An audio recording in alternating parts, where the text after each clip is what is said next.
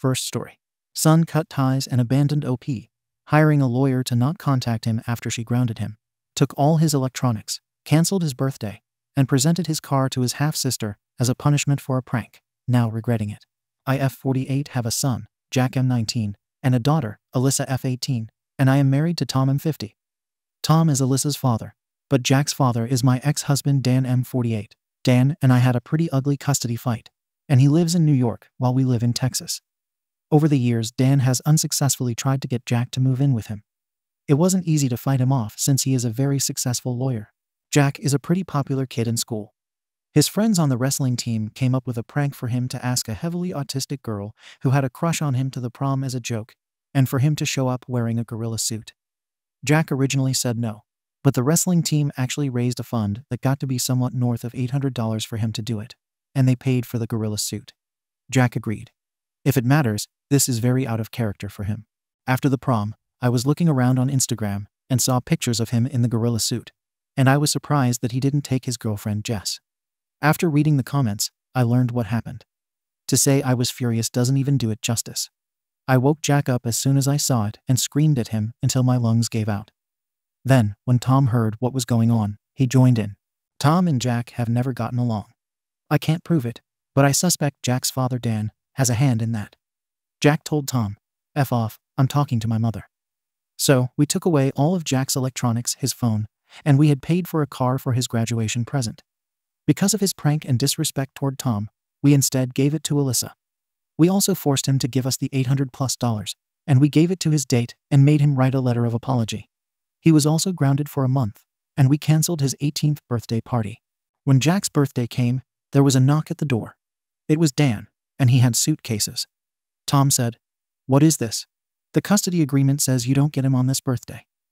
Dan just looked past Tom and said, "Hey kid, I'm here for the jailbreak." He then pointed at a Mustang and said, "I hope you like Fords. You can practice driving your new car on a road trip back to New York. Let's take a detour to NOLA." The two of them were laughing, high-fiving, and backslapping, and they just ignored us as we tried to intervene. The only time Dan acknowledged me was to look me in the eye and say, as cold as ice, "Checkmate," and for Jack to yell as they were driving off, "F off, Tom." Since then, Jack has had totally no contact with me. He talks a little bit to Alyssa, and from what he does tell her, he's doing well, and Dan is giving him the royal treatment, bringing him to steak houses and Yankees games, and just giving him outright cash. It has been almost a year, and I'm going crazy thinking I've lost my son. So AITA. Edit. I see there is a little confusion here about whether Alyssa is my biological daughter or stepdaughter. She is my stepdaughter. We really have a mother-daughter relationship, to the point where it doesn't even occur to me to call her my step. At the risk of understatement, Jack never warmed to Tom the same way. More info in the comments. The thought process behind the punishment. He never really got into that much trouble, and he is largely a good kid. He'd sometimes get into fights, but that all cleared up a few years ago. We'd usually just ground him and make him do extra chores, and that was enough. But it didn't come up a whole lot. Recently, it was maybe grounding him for a weekend here or there for badly blowing curfew, be home at 11, and he rolls in at 12:45. I can't say I had a fully formed plan on what the discipline would be for the prank alone, since it all kind of happened at once. But to me at least, the big thing was the prank, and telling Tom to F off definitely mattered, but was small potatoes compared to that. But less so to Tom for obvious reasons. On Dan OP's ex-husband and his motivation. There is some truth here. I wasn't very kind to Dan when the marriage broke down, and could have been more equitable with custody matters in the divorce, which created a lot of bad blood from Dan's side. As much as I'd like to agree that I just have to wait for Dan to get sick of throwing money at Jack, I can't deny that Dan actually does pretty well by Jack, and also that he likely isn't going to be running short on money anytime soon. I spent every day with Dan for so many years and know that man very well. He is an extremely calculating man. His exact thought process was that he saw the perfect opportunity to take his son back after years of feeling slighted through the divorce process, and then hit with everything he had. It worked. Dan always plays the long game, just like I'm sure he's going to play the long game to keep things the way they are. More on Dan. As much as I'd like to demonize Dan, and there are a lot of things I can really say about him, he does truly love Jack, and has really wanted custody for a long time. If it were simple gamesmanship, I don't think he would have been so brutal about it. He truly feels I stole his son. On the extent of the punishment and Jack's relationship with Tom the stepfather. The story with Tom was that my son just never respected him as any kind of authority figure. Even as a young child, if Tom would tell him to do something, he'd tell Tom that he was just a rude guest in his house. I can't prove it, but I have to think Dan had a hand in it. How else would Jack know that it was my money from the divorce that bought the house, and that Tom was broke? Also funny is your mention of my son calling Dan with his side of the story. I have no idea how he did that. I had his phone locked away for 2 weeks when that happened. I suspect that his girlfriend Jess somehow had a hand in it, even though he was barred from seeing Jess. Part of the reason I think that is that this arrangement works out so well for her. She is going to NYU for college, and somehow Dan pulled some stunt to get Jack into Temple in Philadelphia. So they take turns spending weekends with each other in either NY or Philadelphia. Dan's Instagram post from last week was of the three of them having dinner together at Peter Luger's on money troubles and child support issues. I just feel so stupid. I know Dan. He has been waiting years for an opportunity like this, and I handed him the perfect storm. I am not proud of it, but I did not treat Dan very well towards the end of the marriage. To be clear, I never cheated on him though. But he has hated me since then. Also, since he doesn't live with me anymore, child support is terminated. We divorced in New York, where child support goes to 21. I don't know how I'm going to make next month's mortgage. Dan is a very high earner, so it was a big check. He can actually go after me now for child support, and my lawyer tells me he has already filed the paperwork for that. More on child support. Tom is on disability. I knew I'd have a problem in 3 years when Jack aged out of child support, but I was hoping Tom would be back to work by then. Unfortunately, I am very familiar with the way child support works. You have a number for household income, which gets negotiated after it gets to a certain point, because the law says you stop counting dollar for dollar above a threshold. Then, after that total is reached, you split by relative income. I do pretty well, but not like Dan. I used to do better before COVID. At the time of the divorce, I had a very high household income split. It was good for me back then since he had to pay me. Now, I have to pay Dan my portion of that very high number. So, I get the double whammy of losing the checks I was getting. And now I have to write big checks his way. Tom and Jack's difficult relationship. I tried to introduce Tom slowly, and things started out okay. They were never warm, but they were peaceful. Things started getting rougher when Tom moved in. He had an accident at work and got behind on bills. It was a little sooner than we would have liked, but Jack had known him for a year at that point. It started with little things like Tom telling Jack to clean his room, put away his plates, or mow the lawn. Jack just wouldn't do it. I'd noticed that every time Dan flew down to spend a weekend with Jack, it got a bit worse. I remember a few years ago overhearing Jack on the phone call Tom my pet loser. A phrase I know Dan has used about others before. When Jack was 16, there was one time that Tom's back was hurting, and he told Jack to warm him up with a plate of leftovers. Jack was playing a game, and I told him to get it himself. Tom unplugged his Xbox, and then Jack said, "This effing guy. He stays here for free, eats free food, and now even has a butler. This isn't a effing hotel, Tom. You can't afford one." Then another time, when Tom told him to mow the lawn, Jack said, "Don't tell me to mow the lawn at my own house. You mow the lawn and make me a sandwich when you're done." Jack isn't like this with anyone else. He's usually very kind, quick-witted, and gracious. The thing that freaks me out is that it is almost exactly like his father. If he likes you, he'll be as debonair and smooth as can be. But if he doesn't, he really doesn't. And he truly hates Tom. More on their relationship. The end of the marriage wasn't pretty. I have to take responsibility for that, and the divorce was very contentious. Following that, there was a lot of bad blood, but it definitely got worse once Tom entered the picture. Tom once made a Facebook joke about how he wishes they would bring back paddling in schools. To say Dan went nuts does not cover it. He literally got on a plane immediately from New York, busted into my house, and started making all kinds of accusations and threats against Tom. Tom had to literally lock himself in the bathroom and escape out the window, because we all thought Dan was going to do something crazy. Following that, I had to spend the next 2 years in litigation proving that Tom never has and never will lay a hand on Jack. Jack has also been rubbing it in Tom's face that he has his father's permission to defend himself against Tom if he ever wants to get old-fashioned with him. Jack is a 6'2" wrestling champion and MMA hobbyist. Tom is a 50-year-old man with a bad back half his size, and they are both keenly aware of it. If Tom ever laid a hand on Jack, I'd see to it that he'd be in jail. But I suspect his first stop in any such encounter would be the trauma ward. Yet more on their relationship. There is a little cultural clash between Jack and Tom. Tom is an old-fashioned Texas man who believes kids should do what they're told. Jack grew up in Manhattan. Believe me, Tom has way dialed things down from what he'd normally do. But he does believe that kids should listen to adults and help out around the house. He realizes that there is a lot of tension, and that his usual approach isn't going to work. And I have even told him that if he tries it, I won't be able to maintain the marriage if he can't find a way to make a peaceful home with my son. After I told him that, he mostly just tried to step out of any kind of parental role, but sometimes he'd still tell Jack to do something, and Jack would react very badly. Jack acknowledged his wrongdoing, but still felt the punishment was way too harsh. Thanks. He has blocked my number. Alyssa does still talk with him a bit since they had a cordial enough relationship. She even offered to give him the car back to make peace. He told her to keep it since he has a better car now, and he told her that he doesn't have any bad blood against her. For a while, he was telling her that he'd never forgive me. He appreciates that he did wrong, but that I took it way too far by taking the car away, and because I wouldn't let him see his girlfriend for a month. The last time Alyssa brought it up, there was some movement on that. He said maybe sometime in the distant future, but not for years. So Alyssa is acting as a bit of a back channel. However, she's still so young, and I don't like asking her to be in the middle of it, which must be hard because it really hurts her how she sees Jack as a big brother, and how bad Jack's relationship is with her father. OP on apologies and potentially fixing this. I don't know if I agree with all of this, but for what it is worth, I have tried offering apologies. He has blocked my phone, but I sent him emails in which I apologized for giving his car to Alyssa, for screaming at him, for trying to force a relationship with Tom on him, and for taking the money. He has never responded.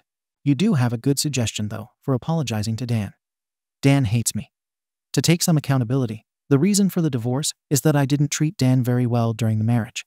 He resented the custody schedule. He thought the child support was far beyond what was needed to support Jack, and he made no bones about the fact that he considered me to have stolen his money and his son. But with all that said, the worst he can do is hang up on me. Update. I was denied an official update, but a few of you cared enough about all of this to ask me for updates periodically, so here it is. On the advice of some of the posters, I reached out to Dan to see if he'd be willing to consider brokering peace between me and Jack. About a week later, I got a response telling me to meet him and Jack at a cafe in Manhattan. He arranged a 6 a.m. flight and put me in a dodgy hotel in probably the most dangerous neighborhood in NYC. I arrived and saw Dan, Jack's girlfriend, Jess, and his friend from a past firm, Jonathan. I noticed Jess had an engagement ring on her finger.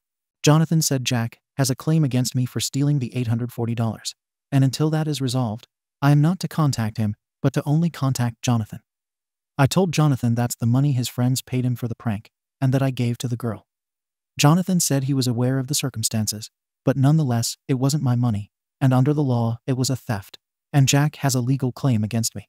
I said don't care if it was against the law. Jack had no right to that money, and they can sue me if they want. Jack said, "You locked me up in my room like a prisoner for a month, took the car bought for me with Dad's child support money, took the money, and berated me for hours on end. Unless you're going to give me the car, this is the only thing you can undo. You said you wished we could have handled it better, so here is your chance. Or was that just bullshit lip service?" I told him I was sorry, but I couldn't do it. Jonathan then gave me a cease and desist letter telling me not to contact Jack, and to address all communication to Jonathan. Then Jack and Jess left, and I asked Dan if he could talk for a minute. I asked him if he brought me there to humiliate me, and he said, actually no, he didn't. He brought me so I could humiliate myself. He'd actually worked very hard to get Jack to the point where he'd be open to talking to me again if I were willing to back down just a little.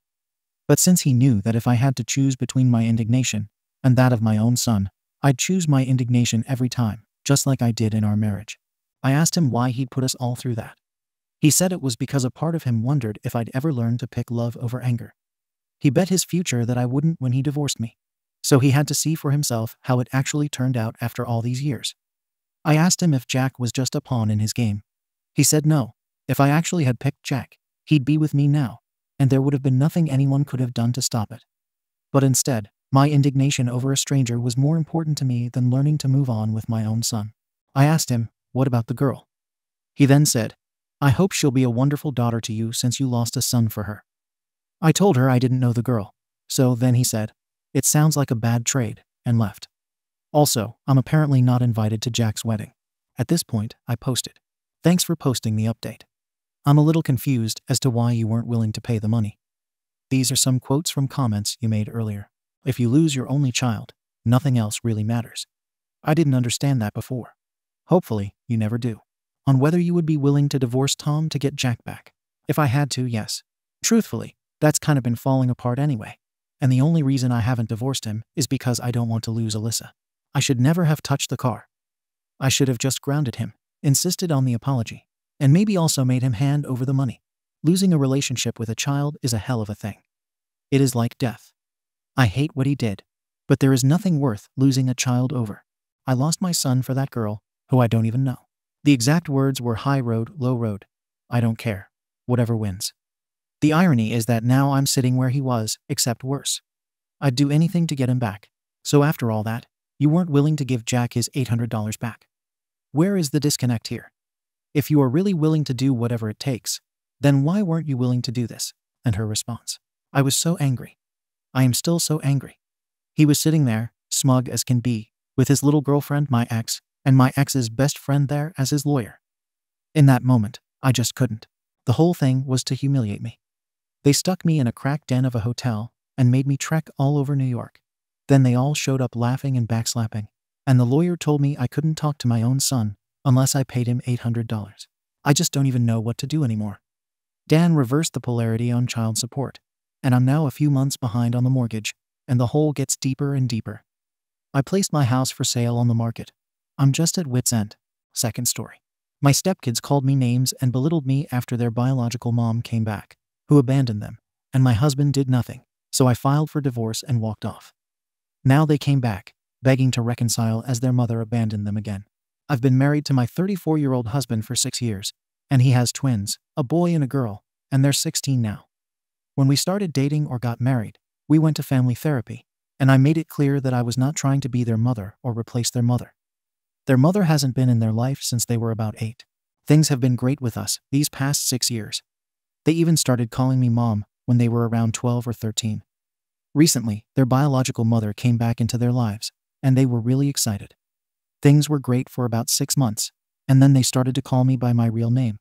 That hurt, but it's what they chose to do, and I never questioned it. Recently, they've been getting very disrespectful. They don't follow the curfew rules. They're not cleaning up after themselves. They're talking back to me, telling me I'm not their real mom, that I'm the reason she left, which is not true. I didn't meet him until almost a year and a half after she left, and that now that she's back, they don't need me anymore. 3 weeks ago, there was a big blow-up where my stepson called me a B. I took his phone and told him to go to his room until his dad came back, but instead he ran out and went to his mom's. She came over, and it was a big argument. She tried to hit me, and I pushed her out of my house. My stepdaughter told me if I ever put my hands on her mom again, then she'd kick my arse. They both went to their mom's place. After that, I haven't been very active. I usually take them to sports and activities. I don't wake them up for school, so they've been late a few times. I tell them to have their mom wake them up and take them. We were supposed to go to Disney World for their spring break this week, but I canceled everything. I told them and my husband, and I guess they thought I was bluffing. We were supposed to leave Thursday night, and when I didn't start the usual vacation roundup, they were shocked. They started saying I was jealous that their mom came back into their lives, that I'm a horrible person, that I'm selfish, that there was some name calling, and that my husband was silent. I asked him if he was going to step in, and he said I was wrong for canceling. I left and went to stay in a hotel. He has been blowing my phone up, asking me to come back, and yesterday he told me that their mother disappeared again, and they've been calling me crying and apologizing. I don't want to do this anymore. I don't feel like I'm part of their family, and they can't just cry and come back now that she disappeared. I told my husband that I want a divorce, and I'll be back over this week to get my things, but we have nothing to talk about. Yes, I know their mother was manipulating them. I never said otherwise. Yes, they are 16. That doesn't give them the right to treat me this way. Being 16 doesn't mean you get to be disrespectful and threaten me. I have always been in their corner. I know their feelings matter in this, but I am also a person with feelings. I am not only considering or moving forward with this divorce based on how the children acted. It is also that my husband did not back me up in this. If I can't count on him to help me navigate this tough situation that we are all going through, then why should I stay? That does not mean that I should be treated the way I was being treated. That is not normal 16-year-old behavior to threaten me. Call me vile names. I just need time for myself. And I don't want an apology just because their biological mother ran out on them again. I want an apology because they really mean it. And I don't believe anyone can be truly sorry 2 days after their mother vanished again. I would never just abandon them, but I do need time for myself because my feelings were disregarded. Yes, I am an adult, but I still have feelings that hurt and need time for myself. I never asked for or expected them to be perfect. I never expected them to be the most mature people, but I am allowed to be hurt and take time for myself during all of this. They have feelings, and so do I. I love them very much. They are my children, but this is a very complicated situation. This is not because they called me a B. I've been called worse. I'm a woman. This is ultimately about my husband not backing me up during this situation. And yes, I am hurt that they told me that I'm allowed to be. It hurts even worse coming from two people who I love dearly and would never hurt or want any harm to come to them. Comments. No personality 5T421. NTA. If your husband stepped up and actually parented his children, then he wouldn't be looking forward to his second divorce and being a single parent. Charlotte Telecasip. If Biomom hadn't done her disappearing act again, I wonder if he'd even be calling OP to beg her to come back. Later mystery. Biomom knew she won, so she checked out. Vegetable Cod 2340. It was clear what Biomom was doing, but to disappear after she convinced her kids to blow up their home lives just seems messed up. I can see doing that if Biomom has plans to get her family back, but to leave when they need her. I hope these kids realize what kind of person their mom really is, and that their dad gets them the help they need to deal with this. OP, you're not wrong to leave. The moment the disrespect started, your husband should have stepped up. The Fisherman's Wife 22. It's because stepmoms stopped doing the heavy lifting. They started asking their mom to pick up the slack, and then all of a sudden, being a mom again wasn't fun, and she bounced. Classic. Malibu Cat 48. And now dad has to do it all himself and wants OP back, because he doesn't want to do it either. OP has been abused by all four of them, and finally said enough and left. OP, you are NTA, and you are right to finally take care of yourself. Divorce is hard and sad, but they seem to want what you can do for them, not you for who you are and the love and care you provided for 6 years. Grouchy Advantage 619. 100% correct. They used and abused OP. Now they'll pay the price for their arrogance, entitlement, and lack of respect for all OP offered willingly. They FOFO, and it's too late now. Judgment. NTA. Update. 23 days later. Hello, I have been getting a lot of messages asking for an update. I am now in a position to be able to give an update. You can look at my previous post to see what this is about. I went back to the house 2 days ago, and my husband and I had a long talk about what happened, how I didn't feel protected by him, and how he knew how disrespectful they were being but didn't stop anything. He said that he still loved his ex, and that's pretty much why. He didn't want to do anything for her to leave them again, as in him and the twins. But that didn't change how he felt about me. I did not feel comfortable with that. I told him that I'd been there, not her, and how could he still love her? It was very emotional, and there was crying and yelling. I made the decision to move along with the divorce. I spoke to the twins, and they cried and said it's their fault, to forgive them and their dad, and not to leave. I told them that, as much as I love them, staying with their dad and in this home was not an option. But I would still love to have a relationship with them if they wanted. But I am still very much hurt by what happened, and would still appreciate a little more time for myself. I let them know that their actions have consequences, and they can't treat people the way they did. I did move out, and I was staying in a unit in one of my rental properties. Exciting news. I bought my first house. It was a fairly quick process. I'm excited for what's next. I bought my first house ever, and next month I am taking a break from work for a few weeks, or the whole month, maybe 2 or 3, and doing some exploring of the world and healing and finding myself. I lost myself in the twins and my husband and didn't really focus on what I wanted or what made me happy. So I bought tickets again for Disney World. I have also made plans to go to Thailand next month, and from there, I have no clue. I'm doing some spontaneous trips. I have always wanted to see the 7 wonders of the world. Anyway, I am really happy to be getting a break. I told the kids I would love to have them over for dinner when I get settled in at my new place. I do feel bad about canceling their trip to Disney, so I am thinking about funding a trip for them to go this summer for their 17th birthday. Just not with me. I'm excited to be traveling alone, and I need the mental break. That is all, really. Edit. I read the comments about not funding a birthday trip for them, because it is not my responsibility as a mom or step-parent, and you know all of you are right, so I will not be funding that trip. It's still hard for me not to be or jump into that role, and I have to get out of it. But ultimately, they did not respect me as their mom, so I will not be doing that and focusing on myself and my trips. It was just a thought, and nothing was set in stone, and I'm glad I didn't. Thank you to everyone who is here, still giving me advice and kind words. Once they earn my trust back, I will have no problem funding it. Info. There seems to be some confusion. I talked to them 3 days ago. I didn't buy a house 3 days ago. I have property with units duplexes that I rent out to people, and I was staying on one side. I bought a house for me to live in. I have everything I need sorted out to where I can buy this house now, and the divorce is not an issue. You can close on a house in less than 30-45 days if you pay in cash. People are so focused on my financial situation. I'm not rich in any sense, but I do good for myself, and I deserve it because I worked hard for it after I came from nothing. I'm not abandoning them again. The twins have said that they will try to earn my trust back, and if giving me space is what can start that healing process, they'll do it. I'm inviting them over for dinner next month, and we'll see how this goes. Comments. Actual offer 127. Let your husband and their mother know that he still loves to fund the trip for them. Please don't be a doormat. You can be there peripherally for the twins, but ultimately, they're not your responsibility, and that would be overstepping. I still can't get over him saying he still loves the woman who abandoned his kids and him. I wouldn't be surprised if he was having an affair while she was back. PT Zach. Abandoned him and the kids twice. Twice. He is such an idiot. I want you back, but I love her. I want you back, eh? To do what? Maid, nanny, F-buddy? Who the hell says that glad he did when they are trying to patch things up? Miss Blum 3. OP's ex wanted to have his cake and eat it too. I wonder how that played out in his head. Oh, I love my ex-wife, but I want to be with you. Just the right words a person wants to hear. PT Zach. I saw that on a Hallmark card once. I want you around to cook, clean, take the kids to school, run the household, and bend over when I have a yearning. But my dearest Valentine, I love her, not you. It was the last bunch of cards left at the store at midnight on February 13th. For some reason, no one bought them. Thank you for watching the video. If you are interested in listening to these kinds of stories, we've got more in store for you.